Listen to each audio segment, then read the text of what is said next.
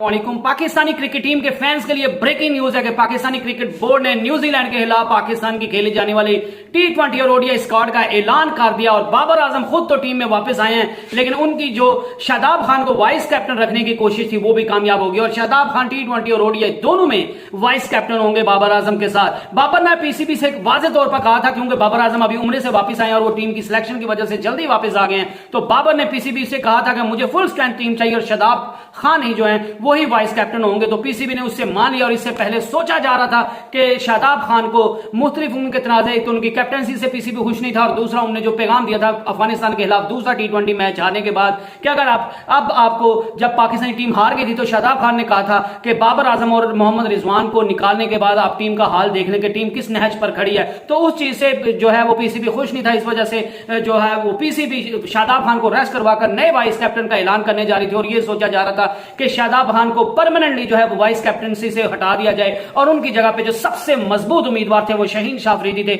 उनको vice captain बनाने का फैसला किया गया था और ये ऑलमोस्ट चीजें तय थी। लेकिन पीसीबी इतनी जल्दी पलटा मारता है कि समझ नहीं आती कि पीसीबी क्या सोच रहा है। पीसीबी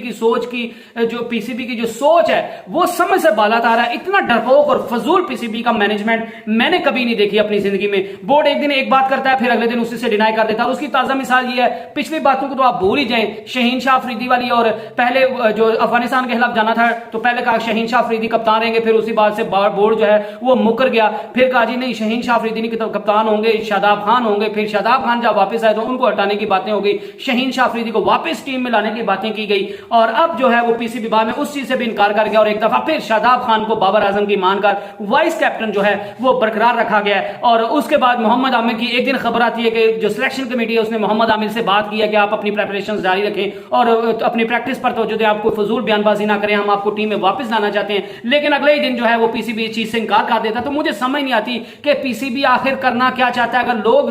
जो है वो पीसीबी अगर सिर्फ इसी वजह से फैसले चेंज करता रहेगा क्योंकि लोग तनकीद करते हैं, तो फिर तो आप कभी भी कोई सही फैसला कर नहीं पाएंगे। तो पीसीबी ने जो T20 का जो है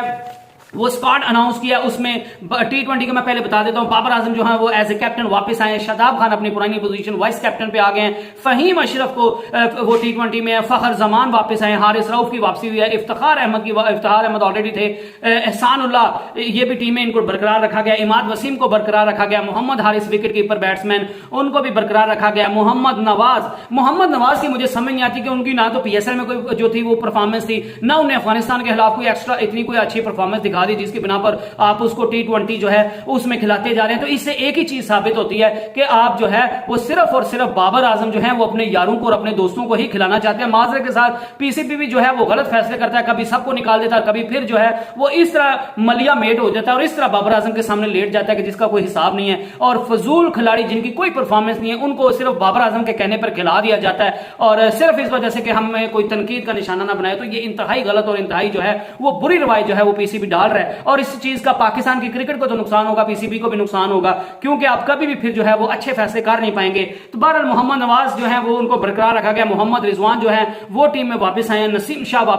शाह को बरकरार रखा गया, साइम अयूब जो है उनको बरकरार रखा गया, शाहीन शाह अफरीदी की 4 महीने के बाद जो है वो वापसी हो रही है इंटरनेशनल क्रिकेट में। शान मसूद माशाल्लाह, शान मसूद के पीछे तो पता नहीं बाबर आजम भी उससे खुश नहीं है और फिर जो है वो शान मसूद के पीछे ऐसी कौन सी तगड़ी सिफारिश है कि वो बगैर कुछ किए, बगैर कुछ पाकिस्तानी टीम के लिए किए, बगैर कुछ PSL में किए, बगैर कुछ अफगानिस्तान के खिलाफ किए, बगैर कुछ किए जो है वो T20 और ओडीआई दोनों स्क्वाड में शामिल हो जाते हैं। तो ये चीज भी समझ से बालादार है। और जमान खान जो लाहौर के अंदर की फाइंड थे वो भी जो है उनको बरकरार रखा गया। लेकिन आप ये बात मेरी लिख के रख लीजिएगा कि at the end of the day होगा वही जो बाबर कहेगा और बाबर ने अपनी मर्जी के प्लेयर खिलाने हैं। बाबर आजम ने ना जो है वो साइम अयूब को मौका दे रहा है, ये ना एक आधे मैच में ना मौका दे दे तो दे दे, नहीं तो अदरवाइज जो है वो साइम अयूब को मौका नहीं दिया जाएगा। और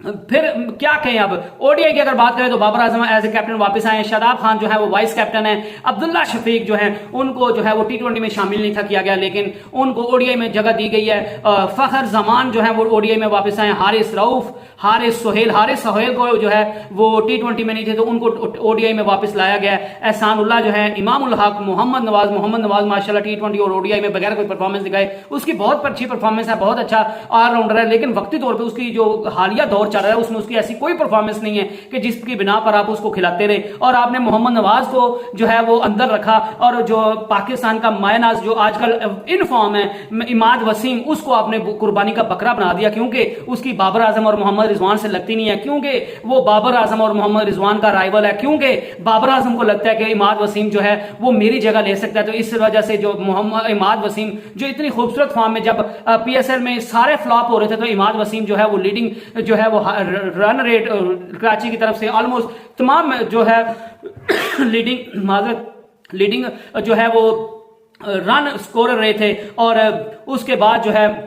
वो अफगानिस्तान के खिलाफ भी जब आपके सारे बैट्समैन फ्लॉप हो रहे थे तो इमाद वसीम ने वहां भी अच्छी परफॉर्मेंस दिखाई। तो फिर आप इमाद वसीम के साथ ज्यादती क्यों कर रहे हैं, ये समझ से बाला तर, और एक ऐसे बंदे को शामिल करें जो जिसकी को हालिया दौर में कोई परफॉर्मेंस नहीं, और आप उसको सिर्फ अपनी यारी नाते की तरह पे जो है वो उसकी अपनी यारी की वजह से उसको टीम में खिलाते जा रहे हैं। मोहम्मद रिजवान जो है वो आए हैं, मोहम्मद वसीम जूनियर माशाल्लाह, इनकी कौन सी ऐसी परफॉर्मेंस है, ये भी पीसीबी कह रहा था कि इनके बारे में कहा जा रहा है कि इनको डोमेस्टिक में वापस भेजा जाएगा और ताकि इनकी अपनी परफॉर्मेंस सही करें और फिर टीम में वापस आए। इनके पास भी पता नहीं कौन सी शान मसूद की तरह गिद्दड़ सिंह है कि ये वापस आ जाते हैं, और सिर्फ वो गिद्दड़ सिंह यही है कि इनकी बाबर आजम और मोहम्मद रिजवान के साथ अच्छी बनती है। सलमान अली आगा जो है उनको ओडीआई में जगह दी गई है, शाहीन शाफरीदी वापस आ रहे हैं, शान मसूद माशाल्लाह वापस आ रहे हैं, और उसामा मीर जो हैं वो ओडीआई में खेलेंगे। अगर जो है वो ये सारे खिलाड़ी जो है लाहौर में 6 अप्रैल को इकट्ठे होंगे और ट्रेनिंग जो है वो 7 अप्रैल से स्टार्ट होगी, और 14 अप्रैल को जो है पाकिस्तान वर्सेस न्यूजीलैंड के दरमियान पहला वनडे मैच पहला T20 मैच खेला जाएगा लाहौर में। अब्बास अफरीदी, अबरार अहमद और तैयब ताहिर को रिजर्व के तौर पर शामिल किया गया है, और ये तो बस माशाल्लाह नाम ही, अदरवाइज इनको खिलाया कोई नहीं जाएगा। वो बाबर आजम उसी को खिलाएंगे जो उसके लेवल के प्लेयर है। बाबर आजम की मुझे और पीसीबी की समझ नहीं आती, आप ना बाबर आजम को क्रिटिसाइज कर सकते हैं, अगर पीसीबी ने कोई सख्त फैसला लेना है तो फिर उस पर डट जो चाहे आपको तनकीद होती है या जो भी होती है, लेकिन अगर आपने जो है वो बाबर आजम के सामने जो है वो इतना मलिया मेट होना है कि आपने अपनी बेइज्जती करवा के फिर जो है वो बाबर आजम की हर बात, बाबर आजम की नो डाउट उसकी T20 में भी जगह बनती है, ओडीआई में भी जगह बनती है, उसको कैप्टन भी ओडीआई में कम से कम रिटेन करना चाहिए। लेकिन अगर आपने हर चीज जो है वो बाबर की ही दोबारा माननी थी और आपने डिजर्विंग प्लेयर को बाबर आजम के कहने पर नहीं खिलाना था, क्योंकि वो उनकी बाबर आजम के साथ बनती नहीं है, क्योंकि बाबर आजम को वो अपने राइवल लगते हैं, क्योंकि बाबर आजम को लगता है कि ये मुझे रिप्लेस कर सकते हैं, इस वजह से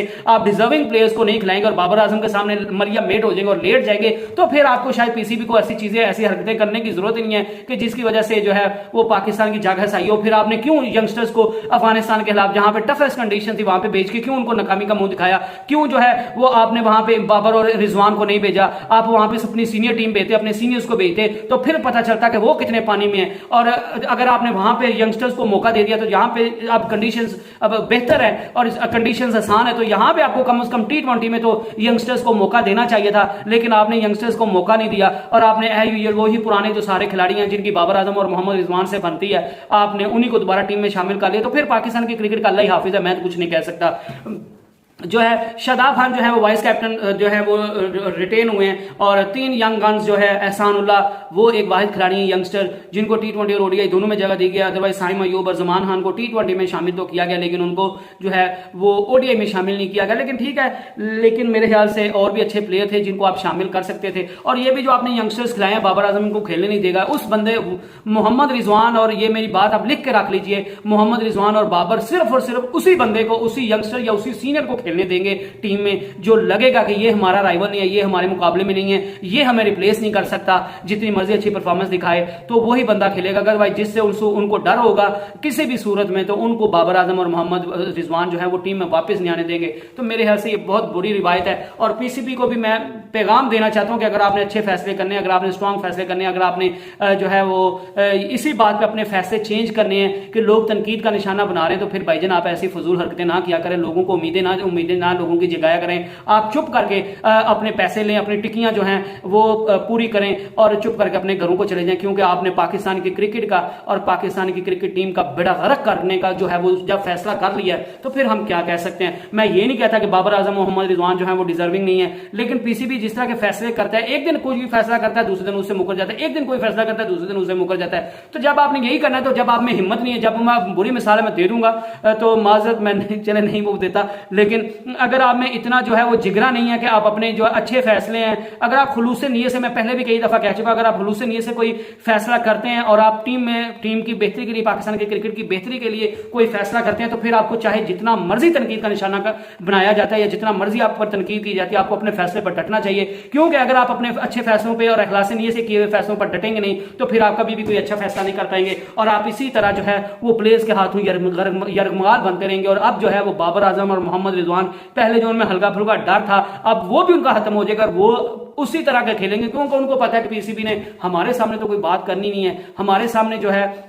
वो ये बिल्कुल मलिया मेट हो जाएंगे और हमारे सामने तो at the end of the day इन्हें लेटना ही है, तो फिर वो अपनी मर्जी करेंगे। मैं कहता हूं कि पीसीबी में शुएब अख्तर, शाहिद खान अफरीदी जैसे डंडा देने वाले बंदे होने चाहिए। इधर जो शरीफों का काम नहीं है, इधर जो है वो कामरान अकमल जैसे ब्लंट प्लेयर्स को होना चाहिए, यहाँ पे राशिद लतीफ जैसे ब्लंट प्लेयर्स को होना चाहिए, यहाँ पे वसीम अकरम जैसे ब्लंट प्लेयर्स को होना चाहिए जो अच्छे फैसले करें और उन पर इंप्लीमेंटेशन भी करवा सके, उनको तनकीद की जो है वो फिक्र ना हो। तो ये जो आज का स्क्वाड था तो ये मैंने आपके साथ कर दिया। बहरहाल जो भी स्क्वाड का ऐलान किया गया मैं तो इससे बहुत डिसहार्ट हूं। आप अपनी मुझे राय का जो है वो इजहार मुझसे कर सकते हैं और मुझे बता सकते हैं कि आपको स्क्वाड कैसे लगे। नेक्स्ट वीडियो तक स्टे ब्लेस्ड, अल्लाह हाफिज।